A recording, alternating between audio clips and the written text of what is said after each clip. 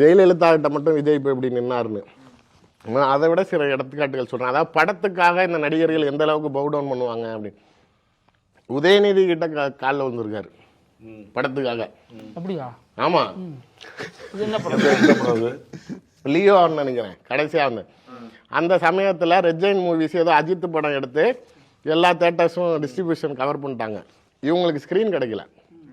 அப்போ வந்து கடைசியாக வேறு வழி இல்லாமல், நீங்கள் கூகுள் கூட பண்ணி பாருங்கள், கடைசியாக வேறு வழி இல்லாமல் சென்னை, செங்கல்பட்டு, காஞ்சிபுரம், இது 4 திருவள்ளூர் 4 மாவட்டம் மட்டும் ரெஜைன்ட் கிட்ட கொடுத்து வேறு வழி இல்லாமல் அவங்க மூலமாக டிஸ்ட்ரிபியூஷன் போச்சு. எப்போ இவர் அரசியல் கட்சி தொடங்கின பிறகு தான் சொல்கிறேன்.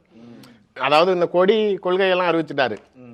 திமுக அந்த அளவுக்கு திட்ட ஆரம்பிக்கல. பட் ஆனால் கொடி கொள்கையை விட்டுட்டு நான் அரசியல் கட்சிக்கு வந்துட்டேன்னு சொன்னப்போ கூட தன் படத்துக்காக திரும்பி இதே ரெஜைன்ட் கிட்ட இறங்கினவர் தான் ஒன்று. ரெண்டாவது, அடிமை கிட்டேயே அடிமையான கதை கேள்விப்பட்டிருக்கீங்களா? நான் சொல்றேன், எடப்பாடி முதலமைச்சரா இருக்கிறப்ப இதே மாஸ்டர் படத்துக்காக கோவிட் சமயத்துல 50% தான் தேட்டர்ல சீட்டு கொடுத்தாங்க. இவர் செக்ரட்டரியேட் போனார். பல நடிகர்கள் போய் பாதிக்கப்பட்ட மக்களுக்கு காசு கொடுத்தான். இவர் காசு கொடுக்கலாம் போல. எதுக்கு தெரியுமா போனாரு? என் படம் வருது, மாஸ்டர் வருது, 100% சீட்டு கொடுங்க அப்படின்னு தான் போனார். அப்பையும் போய் இவர் காலில் விழுந்தாருன்னு உடனே அந்த படத்துல இருந்து தான் திரும்பி 100% சீட்டு கொடுத்தாங்க. தலைவா படத்துல ஜெயலலிதா கிட்ட விழுந்தா, காலில் விழுந்தா கூட ஒரு மரியாதைங்க. அந்த பாட்ட விழுற எடப்பாடி கிட்டலாம் நீ போய் விழுந்தாங்கிறப்ப அப்ப மோடி கிட்ட விழ மாட்டியா? இவங்கெல்லாம் இன்னைக்கு என்ன செய்யணும்?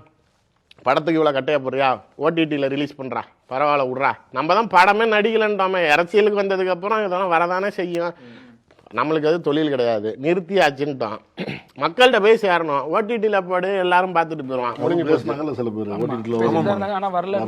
அதெல்லாம் கொடுக்க மாட்டாங்க. இதோட எக்ஸ்டென்ஷன் என்ன? பிடிஎம் கலாச்சாரம் தமிழ்நாட்டில் இருக்கு. எல்லா கட்சியுமே பாஜகவோட பிடிஎம்ங்கிறாங்க, எல்லா கட்சியுமே திமுகவோட பிடிஎம்ங்கிறாங்க. காங்கிரஸே பாஜக பிடிஎம் ஆயிருச்சு. நீங்க பல கட்சியில ஏடிஎம்மா இருந்திருக்கீங்க. அதுல ஒருத்தர் இருக்காங்க குறிப்பிட்டு. இல்ல நீங்க பல கட்சியில, அதாவது பல கட்சினா திமுக இருந்தீங்க, பாஜக இருந்தீங்க, ஏடிஎம்மாவே இருந்தீங்க. பாடிய துதியை கவனித்தீரா? நீங்க ஏடிஎம்மா இருந்திருக்கீங்க.